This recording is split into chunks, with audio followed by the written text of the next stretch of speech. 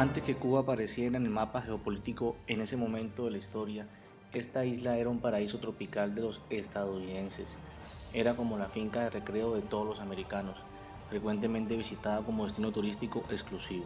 Del mismo modo, la economía norteamericana tenía una diversidad de empresas en esta isla.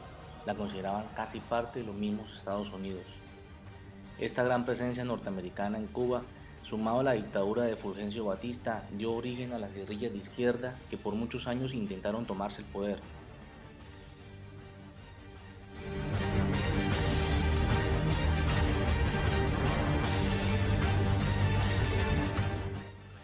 Desde las montañas de la isla llega a su capital, La Habana, Fidel Castro, liderando las filas revolucionarias, derrocando a Batista y tomando el poder en 1959. Con una clara influencia comunista, Fidel Castro inicia la toma de decisiones que cambiarían el rumbo y la realidad que hasta en ese momento se conocía de Cuba. Una de sus primeras actuaciones y de las más significativas para cambiar el derrotero de la isla fue compra de petróleo a la Unión Soviética. En esa época de crisis entre el capitalismo y el comunismo, estar de un bando significaba sustancialmente estar en contra del otro. Pero esto no lo consideró Castro. Por eso las refinerías americanas en la isla, al pedirle a Castro que le refinara el petróleo soviético, literalmente le cerraron la puerta en la cara.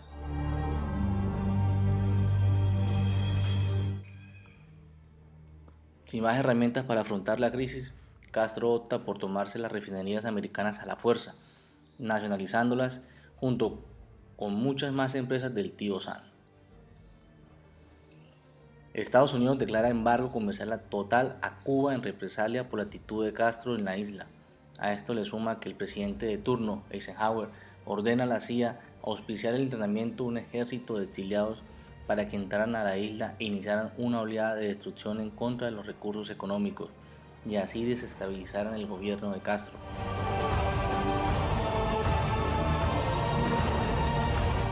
Esto obliga a que Castro buscara aliados y miró hacia la Unión Soviética. Por su lado, Estados Unidos, en pro de la misión autoimpuesta de no permitir un desarrollo comunista en el hemisferio occidental, comienza a desarrollar un plan de invasión a Cuba. En abril de 1961, con un pequeño escuadrón de bombarderos, pensando que sería una victoria fácil, Estados Unidos ataca los aeródromos de Cuba, pero la misión no fue cumplida del todo. Esto sirvió como excusa para que Castro se mostrara como un embajador socialista en América, y esto le permitió ganarse el amor de ¿quién? De Nikita Khrushchev, máximo dirigente de la Unión Soviética para ese entonces. Luego de las declaraciones de Castro, se efectúa el desembarco de Vallacochinos por parte de los exiliados apoyados de Estados Unidos, porque en vista que el primer bombardeo fue un fracaso y murieron civiles y por eso el país del norte habría recibido una condena internacional, en el momento del desembarco de Vallacochinos canceló el apoyo aéreo. Sin apoyo aéreo, los invasores quedaron a merced de las fuerzas de Castro y la invasión rápidamente terminó sin alcanzar su objetivo. Castro insistió a la Unión Soviética que le brindara apoyo, temiendo una invasión a gran escala por parte de Estados Unidos a la isla, lo que le pareció a Nikita Khrushchev la oportunidad de oro para poner a temblar el poder de Estados Unidos, en vista que estaba en apogeo el poder nuclear, pero él no contaba con misiles que llegaran desde la Unión Soviética hasta Estados Unidos. Pero logrando emplazar sus misiles de mediano e intermedio alcance en la isla, tendría a sus pies a los norteamericanos y esta fue la propuesta que le hizo a Castro a cambio de ayuda. Como una deuda moral con Nikita, aceptó la propuesta e inició el movimiento de los misiles a Cuba. Nosotros esperamos que los soviéticos luchen por nosotros y corran riesgos por nosotros e incluso vayan a una guerra por nosotros. Sería inmoral y sería cobarde de nuestra parte negarnos a aceptar la presencia de aquellos proyectiles aquí. Estados Unidos descubre las bases de misiles nucleares en Cuba y entra en la discusión de bombardear o no a la isla, pero por el temor de la condena internacional y evitando ser comparados con lo que hizo Japón en Pearl Harbor, no lo hicieron. La Unión Soviética insistía que las armas eran defensivas y no iban a ser utilizadas a menos que Estados Unidos insistiera en una invasión. Viéndose en la peor situación vivida por los Estados Unidos en su historia, para ese momento, Kennedy toma la decisión de hacer un bloqueo de todos los buques que intentaran ingresar armas o material de guerra a Cuba, lo que llamaron la cuarentena. Nikita Khrushchev no le dio importancia a la decisión de Kennedy y en forma de reto continuó con el envío de buques de la Unión Soviética con soldados y material bélico a la isla. Del mismo modo, le envió una carta al presidente norteamericano diciendo que no aceptaba ninguna de las exigencias de Kennedy y que por el contrario iniciaba el arma y la activación de los misiles nucleares hacia Estados Unidos. El Comando Aéreo de los Estados Unidos entra en DEFCON 2, casi la máxima alerta vivida en su historia. Estaba a un paso de pasar a DEFCON 1, que era la guerra inminente. El 25 de octubre del 62, una acción más calienta la contienda. Kennedy ordena interceptar un buque carguero soviético con la intención de enviarle un mensaje a Khrushchev de que las amenazas de bloquear y hundir cualquier buque eran en serio. El mismo día en las Naciones Unidas, los embajadores de Estados Unidos y la Unión Soviética se enfrentan y ante la negativa del embajador soviético de reconocer las armas nucleares en Cuba, el diplomático americano presenta ante el mundo las fotografías de las bases con los misiles en la isla. El 26 de octubre, Khrushchev le envió una carta diciéndole a Kennedy que bajaran los ánimos de la disputa y que pedía a Estados Unidos declarar abiertamente que no iba a invadir a Cuba. Si esto lo hacían, ellos retiraban sus armas de allí. Al día siguiente, Khrushchev modifica la propuesta e incluye la petición a Estados Unidos que retire sus misiles en Turquía.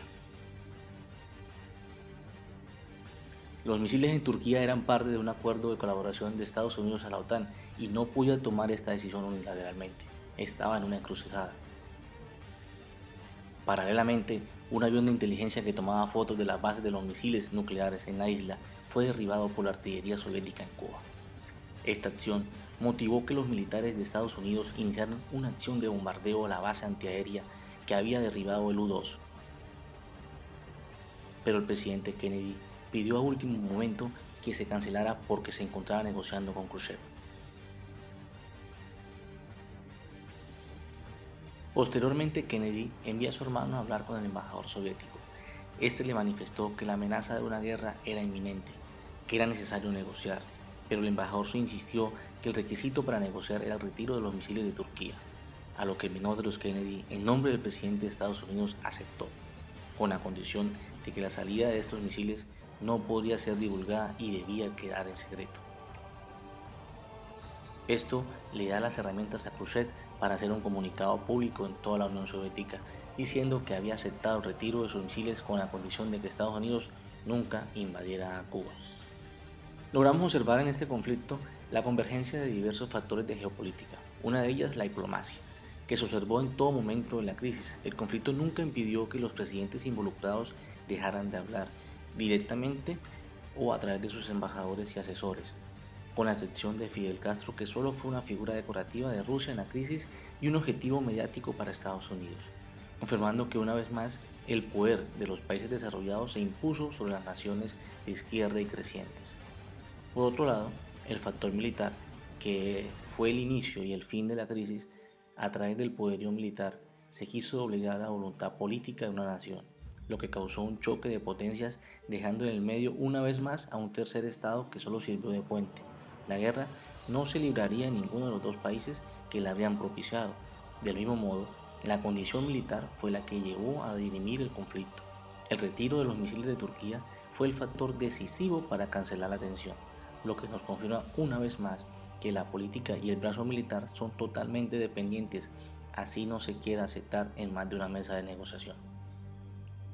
Por último, el único que quedó mal ubicado fue Cuba, país con gobierno dictador, de izquierda, autonombrado comunista socialista y que quedó sin la protección de Rusia y con su bloqueo comercial hasta nuestros días.